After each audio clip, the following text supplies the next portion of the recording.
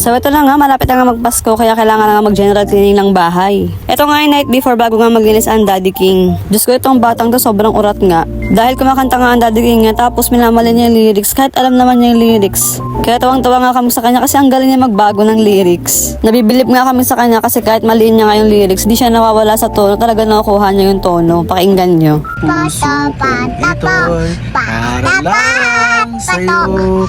Everybody sing! Andito ako. Big sa'yo.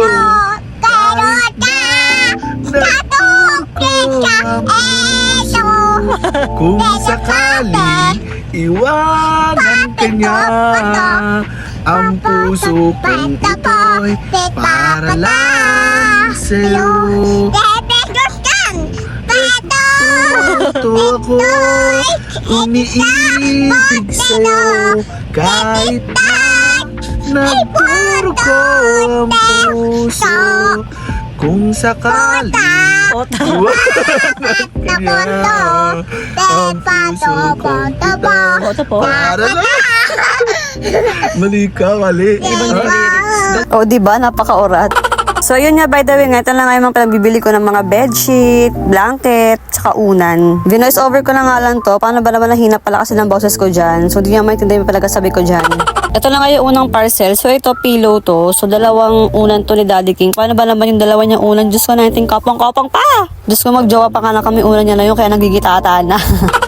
Ang ganda nga rin ng quality nito kasi alam mo yung malaman siya. May ibang unang kasi na alam mo yung mahangin kapag hinigaan mo lulubog ka.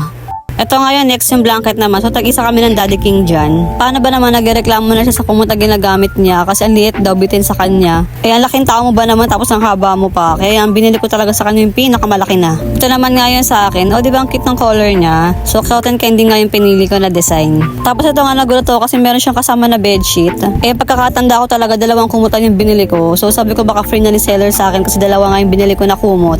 So, sakto nga din siya kasi plain lang yung color niya. Tapos, sakto nga rin yung size sa kama namin. May kasama na nga rin siyang 2 punda. O, di ba napakaswerte nga naman. So, ito na nga yung last na parcel. 2 bedsheet nga to. Ito talaga, in-order ko talaga to. Kasi 3 bedsheet na nga yung pinagapalitan namin. So, fast forward na nga ito ng kinabukasan. So, it's general cleaning day. Nagpatulong na nga lang din kami niya kay Nanay Sonia. Dahil bawal nga ako magkikilos, so silang 2 muna.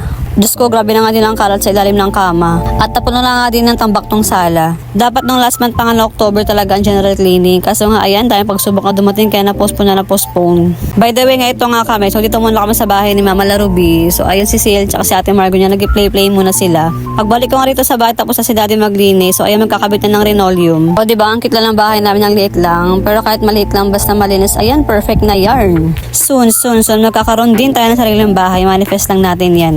At eto nga, pagbalik ko nga kay Mama niya, ayan, bagsak na ang bata, Diyos ko. Hindi na kinaya. Paano ba naman sanay kasi matulog sa hapon? So, pinapatulog ko talaga yan ng hapon. Ngayon kasi di siya nakatulog kasi nga naglilinis ang daddy niya. And last day, syempre, kailangan magpalit ng bedsheet dahil nalikabukan na yan. O, di ba, napakasipag ng Daddy King namin. Yan din talaga yung grateful ako and thankful ako dahil, ayan, marunong siya sa gawaing bahay. Hindi siya yung, alam mo yung sa tipikal na lalaki pagkagaling trabaho, pagka-uwi, matutulog lang, pahiga-higa. Ayan, marunong yung maglinis ng bahay, mag-asikaso kay CL tsaka sa akin. Ay, what? Kilig tumbong na naman ang lalaki na ito.